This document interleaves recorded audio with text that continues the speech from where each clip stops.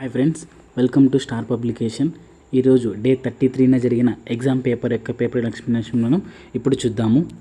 First question: వస్తువులు, సందర్భాలు, విషయాలను సమూహాలుగా చేయుటకు ఉపయోగపడే మానసిక క్రమములను ఏమంటారు అంటే మనకు భావనలు అంటారు. కావున దీనికి మనం ఆప్షన్ 1 సరైనదిగా గుర్తించాలి.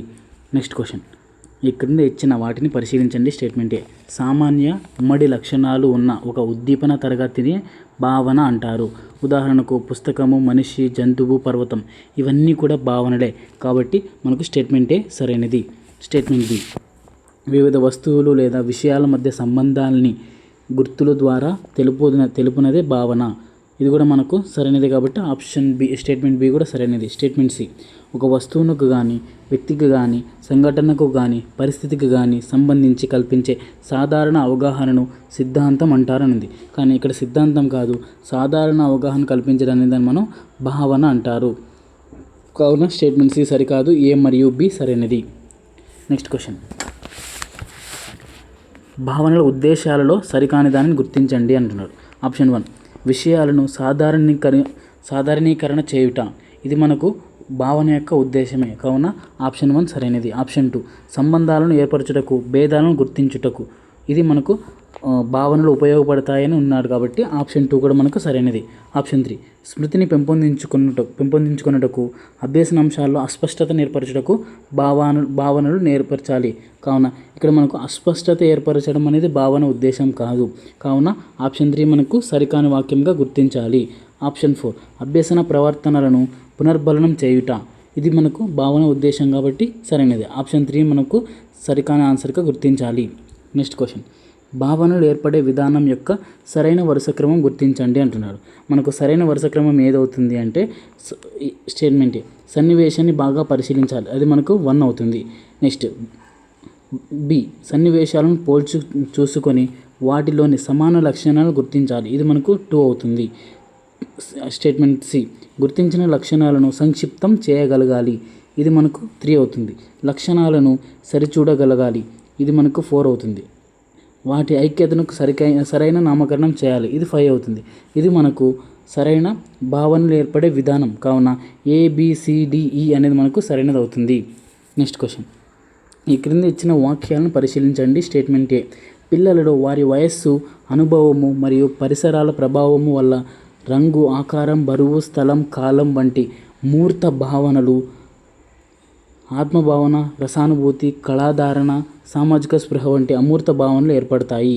స్టేట్మెంట్ ఏ మనకు సరైనది. స్టేట్మెంట్ బి: వ్యక్తి నైతిక వికాసంలో భావనోద్భావం అనేది ఒకటి. ఇక్కడ మనకు భావనోద్భావం అనేది నైతిక వికాసంలో ఒకటి కాదు, మానసిక వికాసంలో ఒకటిగా చెప్పుకుంటాము భావనోద్భావంను. కావున స్టేట్మెంట్ బి సరికాదు, ఏ సరైనది, బి సరికానిది. నెక్స్ట్ క్వశ్చన్: ఈ క్రింద ఇచ్చిన వాటిని పరిశీలించండి. స్టేట్మెంట్ ఏ: ఒకేసారి ఒకటి లేదా ఎక్కువ ఉద్దీపనల గుణాలు ఉన్న వాటిని సంక్లిష్ట భావనలు అంటారు. ఇక్కడ మనకు స్టేట్మెంట్ ఏ సరైనది. సంక్లిష్ట భావనలు అంటే ఏమంటే ఒకేసారి ఒకటి కంటే ఎక్కువ ఉద్దీపన గుణాలు ఉన్న వాటినే సంక్లిష్ట భావనలు అంటారు. స్టేట్మెంట్ బి: సంయోజక భావనలలో 2 లేదా అంతకంటే ఎక్కువ గుణాలు ఒకేసారి కనిపిస్తాయి. రెండింటిని కలిపి చూడడం జరుగుతుంది. సంయోజక భావనలో రెండింటిని కలిపి చూడడం జరుగుతుంది కాబట్టి స్టేట్మెంట్ బి కూడా సరైనది. స్టేట్మెంట్ సి: సంయోజక భావనలలో కూడా 2 లేదా అంతకంటే ఎక్కువ గుణాలు ఉంటాయి. ఇందులో 2 గుణాలు వేరువేరుగా అనిపిస్తాయి అని ఉంది. 2 వేరువేరుగా అనిపించడం అనేది ఏమవుతుంది అంటే మనకు వియోజక భావన అవుతుంది. ఒకేలాగా కలిపి చూడడాన్ని సంయోజక భావన. వియోజక భావన అంటే 2 వేరువేరుగా అనిపించడం. కావున స్టేట్మెంట్ సి సరికాదు, ఏ, బి సరైనవి. నెక్స్ట్ క్వశ్చన్: భావనలు సాధారణంగా 2 పద్ధతులు ఏర్పడతాయి. అందులో ఉన్నవి ఏవి? స్టేట్మెంట్ ఏ: లక్షణాలను నిర్వహించడం ద్వారా సాంప్రదాయక విధానం. ఇది మనకు సరైనది అవుతుంది. స్టేట్మెంట్ ఏ సరైనది. స్టేట్మెంట్ బి: నిర్దేశిత లక్షణాల ఆధారంగా దృష్టాంత మాతృక విధానం ద్వారా. ఇది కూడా మనకు సరైనది అవుతుంది. కాబట్టి భావనలు సాధారణంగా ఈ 2 పద్ధతుల్లో జరుగుతాయి. కావున ఏ, బి 2 సరైనవి. నెక్స్ట్ క్వశ్చన్: ఈ క్రింద ఇచ్చిన వాటిని వాక్యాల్లో సరైన వాక్యం కానిది గుర్తించండి అంటున్నారు. ఈ క్రింద ఇచ్చిన వాక్యాల్లో సరైన వాక్యం కానిది ఏది అంటే ఆప్షన్ 1: శిశువులు లేక బాలలు ఎదుర్కొనే ఉద్దీపనలను ఇచ్చే ప్రతిస్పందనలు అనుభవం వల్ల భావనలు ఏర్పడతాయి. ఆప్షన్ 1 సరైనదే. ఆప్షన్ 2: పిల్లలు తమ ప్రజ్ఞా పాఠవాలలో పలు విషయాలను మధ్య ఉన్న సన్నిహిత్యము, సంబంధాలను వివేకంతో, విచక్షణతో తార్కికంగా తెలుసుకొని భావనలను ఏర్పరచుకుంటారు. స్టేట్మెంట్ బి కూడా సరైనదే. స్టేట్మెంట్ సి, తగిన తర్ఫీదు శిక్షణలతో ప్రాజెక్టు పద్ధతి, సమస్య పరిష్కార పద్ధతి, ప్రయోగ పద్ధతి మొదలైన వాటిని భావనలను ఏర్పరచుకుంటారు. ఈ పద్ధతులను ఉపయోగించి భావనలు ఏర్పరచుకుంటారు కాబట్టి ఆప్షన్ 3 కూడా సరైనది. అంటే మనకు సరికాని వాక్యం ఏది అంటే ఏది కాదు అనేది మనం సరికాని వాక్యంగా గుర్తించాలి. నెక్స్ట్ క్వశ్చన్, భావన నిర్మాణంలో సరైన వరుస క్రమం గుర్తించండి అంటున్నాడు. మనకు భావన నిర్మాణంలో సరైన వరుస క్రమం ఏది అంటే మొదటిగా మనకు పరిశీలించడం అనేది మనకు మొదట అవుతుంది. తర్వాత అవగాహన చేసుకోవడం అనేది తర్వాత క్రమం అవుతుంది. తర్వాత ఆలోచించడం అనేది మూడవది అవుతుంది. లాస్ట్ది మనకు నాలుగవది ఆలోచనలను క్రమీకరించుకోవడం అనేది లాస్ట్ది అవుతుంది. కావున ఆప్షన్ 2 CABD అనేది మనకు ఆన్సర్ అవుతుంది. నెక్స్ట్ క్వశ్చన్, ఈ క్రింద ఇచ్చిన వాక్యాలను పరిశీలించండి. స్టేట్మెంట్ ఏ, జ్ఞాన నిర్మాణానికి, సమాచార నిర్వహణకు, విషయాన్ని చిత్ర రూపంలో వివరించుటకు తోడ్పడినవే రేఖాత్మక నిర్వహణ. స్టేట్మెంట్ ఏ మనకు సరైనది. స్టేట్మెంట్ బి, మానసిక చిత్రములలోని ఏదైనా ఒక భావన గురించి స్పష్టంగా ఒక క్రమంలో ఆలోచింపజేయడాన్ని కాన్సెప్ట్ మ్యాప్ లేదా భావన చిత్రం అంటారు. మనకి ఇది భావన చిత్రానికి సంబంధించిన డెఫినేషన్ కూడా మనకు సరైనదే కాబట్టి స్టేట్మెంట్ బి కూడా సరైనది. A, B రెండు సరైనవి. Next question, identify the language function. Could you please lend me your pen. అంటే మనకు ఇక్కడ రిక్వెస్ట్ అనేది ఉంది కాబట్టి ఆప్షన్ 2 అనేది మనకు సరైనది అవుతుంది. Next question, statement A, please help me expresses a request. ఇక్కడ మనకు స్టేట్మెంట్ ఏ అనేది సరైనది అవుతుంది. Statement B, you should exercise daily. ఇక్కడ ఎక్స్ప్రెసెస్ అడ్వైజ్ అనేది కాబట్టి ఈ ఎక్సర్సైజ్ డైలీ అనేది మనకు అడ్వైజ్ కాబట్టి స్టేట్మెంట్ బి కూడా సరైనది. అంటే both A and B are correct. Next question, thank you very much. ఇక్కడ థ్యాంక్ యూ వెరీ మచ్ అనేది మనకు కంగ్రాచులేషన్ని తెలియజేస్తుంది కాబట్టి 3 కరెక్ట్. ఐఎమ్ సారీ అనేది అపాలజీని తెలియజేస్తుంది. కంగ్రాచులేషన్స్ మనకి ఇక్కడ థ్యాంక్ యూ వెరీ మచ్ అనేది మనకు గ్రాటిట్యూడ్ని తెలియజేస్తుంది. ఐఎమ్ సారీ అనేది అపాలజీని తెలియజేస్తుంది. కంగ్రాచులేషన్స్ అనే దాన్ని కంగ్రాచులేషన్ని తెలియజేస్తుంది. వెల్కమ్ అనేది గ్రీటింగ్ని తెలియజేస్తుంది. కావున ఆప్షన్ 1 అనేది మనకు A2, B1, C3, D4 అనేది మనకు సరైనది అవుతుంది. Next question, you should consult a doctor immediately. అంటే మనం డాక్టర్ని తొందరగా కలవండి అని మనం ఏం చేస్తున్నట్లు అడ్వైస్ చేస్తున్నట్లు కాబట్టి సలహా ఇస్తున్నట్లు కాబట్టి ఆప్షన్ 2 సరైనది. నెక్స్ట్ క్వశ్చన్, ఇన్కరెక్ట్ పేరు ఏది ఐడెంటిఫై చేయమంటున్నారు. థ్యాంక్ యూ అనేది మనకు గ్రాటిట్యూడ్ కాబట్టి ఆప్షన్ 1 కరెక్ట్ పేరే. సారీ అపాలజీ కాబట్టి ఆప్షన్ 2 కూడా సరైనది. కంగ్రాచులేషన్స్ ఇది మనకు సింపతి అని ఉంది. కంగ్రాచులేషన్స్ అనేది మనకు సింపతి కాదు, హ్యాపీనెస్ని తెలియజేస్తుంది. కావున ఆప్షన్ 4 ఇన్కరెక్ట్ పేరుగా గుర్తించాలి. వెల్కమ్ రిసెప్షన్ని తెలియజేస్తుంది. కావున ఆప్షన్ 4 కూడా ఇన్కరెక్ట్ పేరు అవుతుంది. Next question, statement A, invitations encourages someone to attend an event. Statement A మనకు సరైనది. Statement B, request demand punishment. ఇక్కడ రిక్వెస్ట్ అనేది మనకు దేన్ని తెలియజేస్తుంది అని, ఇక్కడ పనిష్మెంట్ని తెలియజేస్తుంది అని అన్నాడు కానీ స్టేట్మెంట్ బి మనకు సరికానిది. కావున ఓన్లీ ఏ ఈజ్ కరెక్ట్ అనేది మనకు సరైనది అవుతుంది. Next question, identify the function. Would you like to join us for dinner. ఇక్కడ మనము దేన్ని చేస్తున్నట్లు అంటే ఇన్వైట్ చేస్తున్నట్లు కాబట్టి ఇన్విటేషన్ సరైనది అవుతుంది. Next question, choose the correct function. Be careful the floor is wet. ఇక్కడ మనకు ఏం చేస్తున్నాము అంటే వార్నింగ్ చేస్తున్నాం కాబట్టి వార్నింగ్ అనేది మనకు సరైనది అవుతుంది. అంటే ఒకరిని హెచ్చరిస్తున్నాం కాబట్టి be careful the floor is wet అంటే అక్కడ తడిగా ఉంది జాగ్రత్త అని హెచ్చరిస్తున్నాం కాబట్టి ఆప్షన్ 3 సరైనది.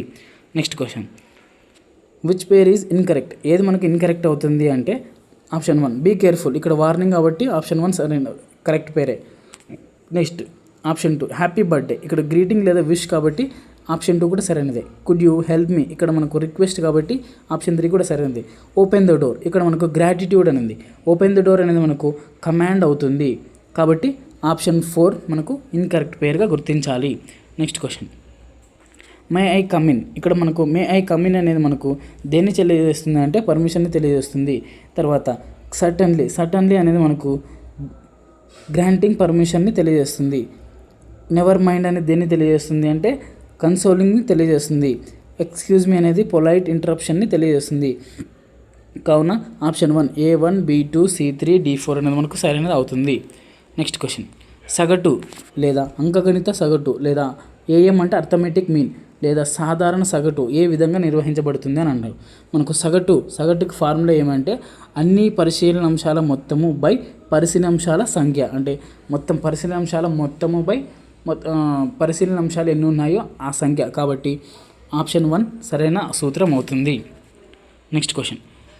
ఆశీష్ 3 వరుస రోజులలో వరుసగా 4 గంటలు, 5 గంటలు, 3 గంటల పాటు చదివాడు. అతను రోజుకు సగటున ఎన్ని గంటలు చదువుతాడు? ఇక్కడ మనకు సగటుకు సూత్రం అడిగినాడు అంటే పరిశీలన అంశాల మొత్తం అంటే 4 గంటలు ప్లస్ 5 గంటలు ప్లస్ 3 గంటలు. కాబట్టి 4 + 5 + 3. పరిశీలన అంశాల సంఖ్య అంటే ఎన్ని రోజులు? 3 రోజులు. కాబట్టి 3 మనకు 12/3 అవుతుంది. 3 1 జా 3 4 జా. కాబట్టి 4 గంటలు అనేది యావరేజ్ అవర్స్ అనేది అవుతుంది. కావున ఆప్షన్ 2 సరైనది. Next question. ఒక బ్యాట్స్మెన్ 6 ఇన్నింగ్స్లలో చేసిన పరుగుల సంఖ్య క్రింద ఇవ్వబడినది. 36, 35, 50, 46, 60, 55. ఒక ఇన్నింగ్లో అతను చేసిన సగటు పరుగులు ఎంత అని అంటున్నారు. అంటే సగటు పరుగులు కావాలంటే వీటి మొత్తాన్ని బై ఆ రాసుల సంఖ్య, అంటే రాసుల మొత్తం బై రాసుల సంఖ్య. కాబట్టి వీటిని మొత్తం చేయాలి. 36 + 35 + 50 + 46 + 60 + 55. దీని మొత్తాన్ని మనం చేస్తే మనకు 282 వస్తుంది. కాబట్టి 282/6. 6 1 జా 6 4 జా 6 7 జా. కాబట్టి 647 అనేది మనకు యావరేజ్ పరుగులు అవుతుంది. కావున ఆప్షన్ 3 సరైనది. Next question. ఒక పాఠశాలలో 10 మంది ఉపాధ్యాయులు వయస్సు సంవత్సరాలలో 32, 41, 28, 54, 35, 26, 23, 33, 38, 40. ఉపాధ్యాయులలో అతి ఎక్కువ వయసు ఎంత, అతి తక్కువ వయసు ఎంత? అతి ఎక్కువ వయసు అంటే మనకు 54 అనేది అతి ఎక్కువ వయసు. కాబట్టి ఫస్ట్ 54 ఉండాలి. తర్వాత అతి తక్కువ అంటే అతి తక్కువ ఏది మనకు 23. కాబట్టి 23. 54, 23 ఆప్షన్ 4లో ఉంది. కాబట్టి ఆప్షన్ 4 సరైనది. Next question. అదే మనకు డేటా క్వశ్చన్ ఏమంటున్నాడు? ఉపాధ్యాయుల వయసుల వ్యాప్తి అంటే ఎక్కువ వయస్సు, ఇచ్చిన దత్తాంశంలో ఎక్కువ వయస్సు మైనస్ తక్కువ వయస్సు చేస్తే మనకు వ్యాప్తి వస్తుంది. కావున 4లో నుంచి 3 పోతే 1, 5లో నుంచి 2 పోతే 3, అంటే 31 అనేది మనకు వ్యాప్తి అవుతుంది. ఈ దత్తాంశం యొక్క వ్యాప్తి అవుతుంది. కావున ఆప్షన్ 2 సరైనది. Next question. పాఠశాలలో 10 మంది ఉపాధ్యాయులు సేమ్ డేటా. ఇక్కడ ఏమడిగినాడు? ఉపాధ్యాయుల సగటు వయస్సు ఎంత అని అడిగినాడు. ఉపాధ్యాయుల సగటు వయస్సు మనం ఈ మొత్తం రాసుల మొత్తం చేయాలి. ఈ రాసుల మొత్తం చేస్తే మనకు 350 వస్తుంది బై 10 రాసుల సంఖ్య. కాబట్టి 0 0 క్యాన్సల్. 35 సంవత్సరాలు అనేది మనకు సరైనది అవుతుంది. Next question. మొదటి 5 పూర్ణ సంఖ్యల సగటు. మనకు పూర్ణ సంఖ్యలు అనేవి 0 నుంచి స్టార్ట్ అవుతాయి. కాబట్టి 0, 1, 2, 3, 4, 1 2 3 4 5 అంటే 5 పూర్ణ సంఖ్యలు. మనం రాసుల మొత్తము బై రాసుల సంఖ్య ఎంత? 5. కాబట్టి 5 మనకు ఎంత వస్తుంది అంటే 5 అంటే 10/5 వస్తుంది. 5 1 జా 5 2 జా. ఆప్షన్ 2 సరైనది. Next question. ఒక క్రికెట్ ఆటగాడు 8 ఇన్నింగ్స్లలో ఈ క్రింది పరుగులు చేశాడు. సగటు పరుగులు ఎంత? ఈ మొత్తం చేస్తే మనకు 400 వస్తుంది. ఈ 400 బై ఎన్ని ఉన్నాయి అంటే మొత్తం 8.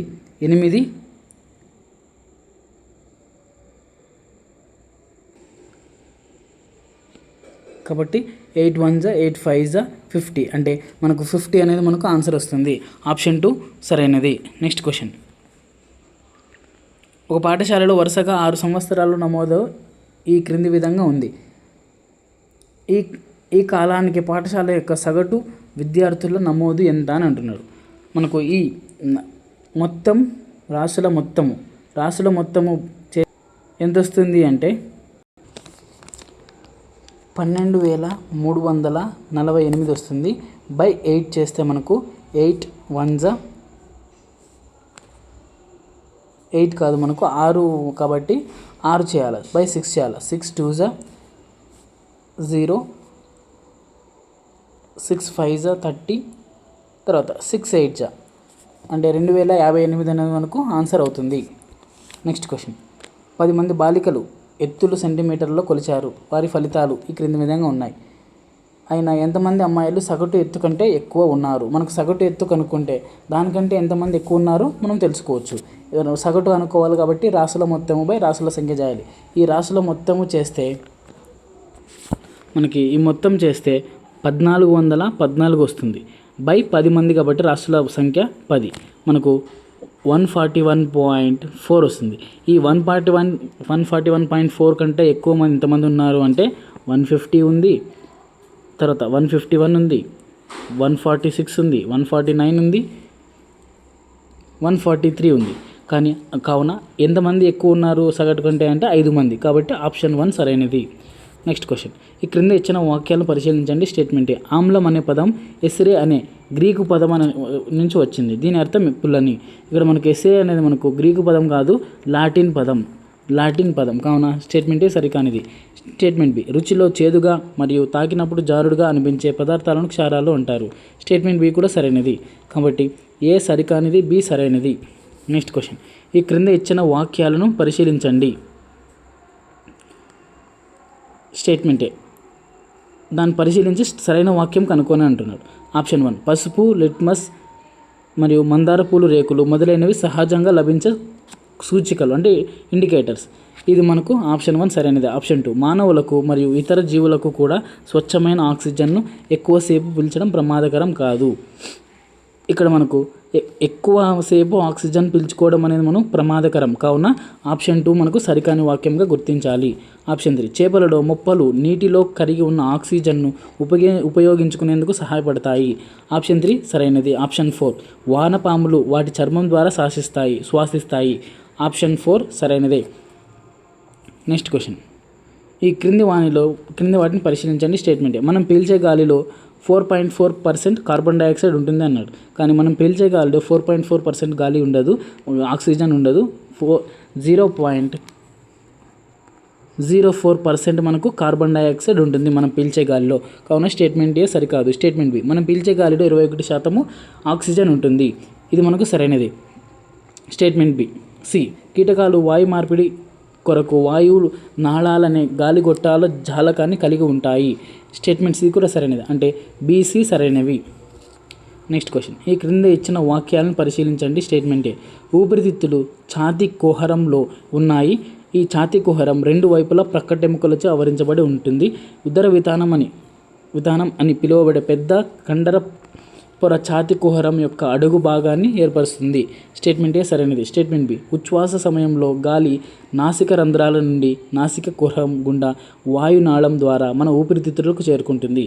స్టేట్మెంట్ బి కూడా సరైనదే. కావున ఏ, బి 2 సరైనవి. నెక్స్ట్ క్వశ్చన్, ఈ క్రింద ఇచ్చిన వాక్యాలను పరిశీలించండి. స్టేట్మెంట్ ఏ. సరాసరిగా ఒక వయోజనుడు వ్యక్తికి నిమిషానికి 15 నుంచి 18 సార్లు ఊపిరి పీలుస్తాడు. స్టేట్మెంట్ ఏ సరైనది. Statement B. తీవ్ర శారీరక శ్రమ చేసినప్పుడు నిమిషానికి శ్వాస రేటు 25 సార్లు ఉంటుంది. ఇది కూడా మనకు సరైనదే. Next statement C.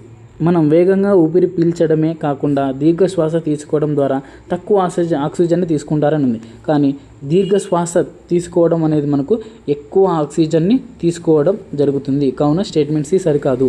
ఏ, బి 2 సరైనవి. నెక్స్ట్ క్వశ్చన్, ఈ క్రింద ఇచ్చిన వాటిని పరిశీలించండి. స్టేట్మెంట్ ఏ. స్టెయిన్లెస్ స్టీలు ఇనుమును కార్బన్తో మరియు క్రోమియము, నికెలు మరియు మ్యాంగనీస్ వంటి లోహాలతో కలిపి తయారు చేస్తారు. ఇది తుప్పు పట్టదు. స్టెయిన్లెస్ స్టీల్కి తుప్పు పట్టదు కాబట్టి స్టేట్మెంటే సరైనది. Next statement B.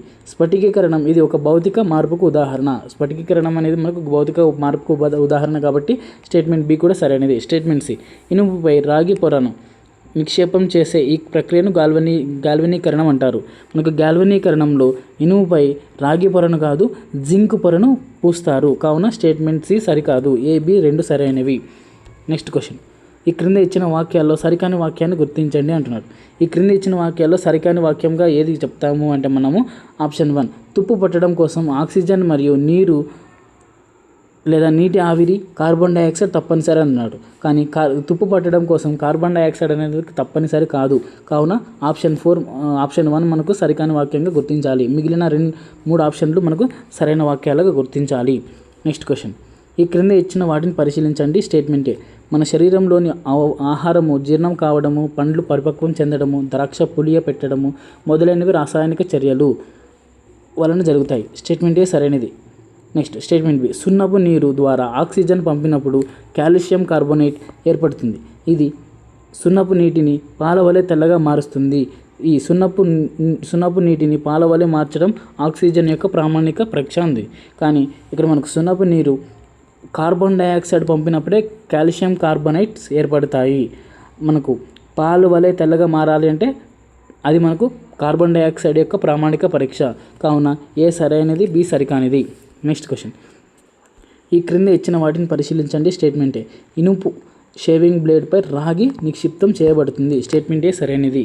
Statement B, vinegar మరియు వంట సోడా కలిపి ఆక్సిజన్ ఉత్పత్తి చేస్తారు. ఇక్కడ మనకు వెనిగరు, వంట సోడా కలిపి కార్బన్ డైఆక్సైడ్ను ఉత్పత్తి చేస్తారని ఉండాలి. ఇది సున్నపు నీటిని పాల వలె తెల్లగా మార్చింది.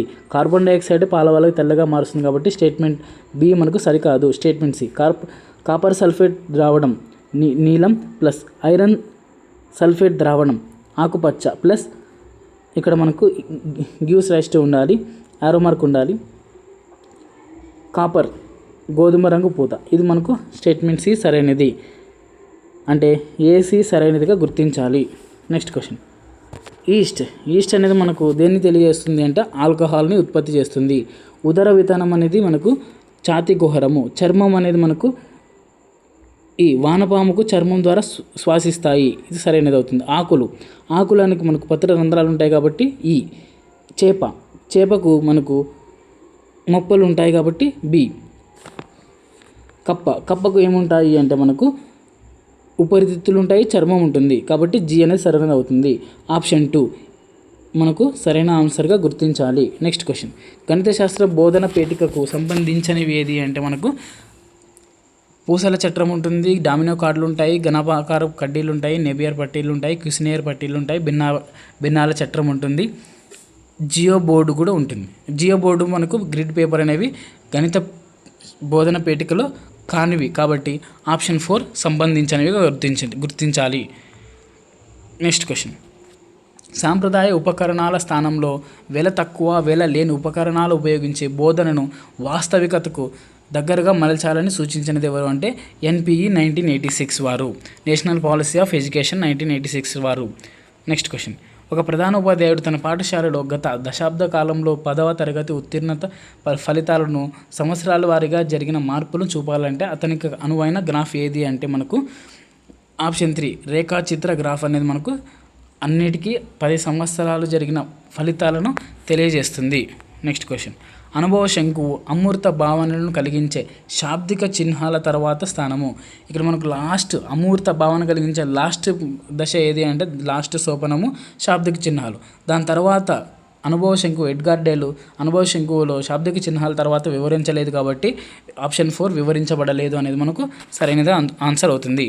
నెక్స్ట్ క్వశ్చన్, బులెటిన్ బోర్డు యొక్క ప్రయోజనం ఏది? బులెటిన్ బోర్డు యొక్క ప్రయోజనం ఏది అంటే మనకు ఆప్షన్ 3 వైజ్ఞానిక వైఖరులు అభివృద్ధి చెందును. అంటే ఆ బులెటిన్ బోర్డులో సైన్స్కి సంబంధించిన అంశాలు పెట్టింటారు కావున వైజ్ఞానిక వైఖరులు అభివృద్ధి చెందుతాయి. నెక్స్ట్ క్వశ్చన్,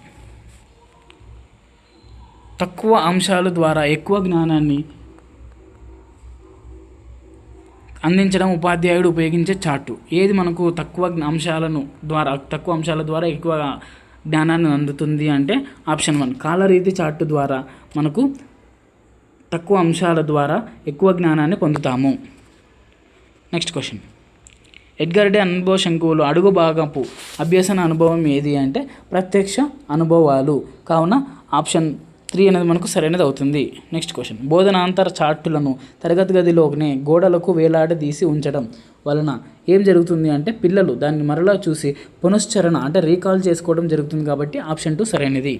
నెక్స్ట్ క్వశ్చన్, ఈ క్రింది వాటిలో త్రిమితీయ ఉపకరణం కానిది ఏది అంటే నమూనా అనేది మనకు 3D టీఎల్ఎంఏ, స్పెసిమన్ అనేది 3D టీఎల్ఎంఏ, మాకప్ అనేది 3D టీఎల్ఎంఏ, గ్రిడ్ పేపర్ అనేది మనకు 2D టీఎల్ఎం.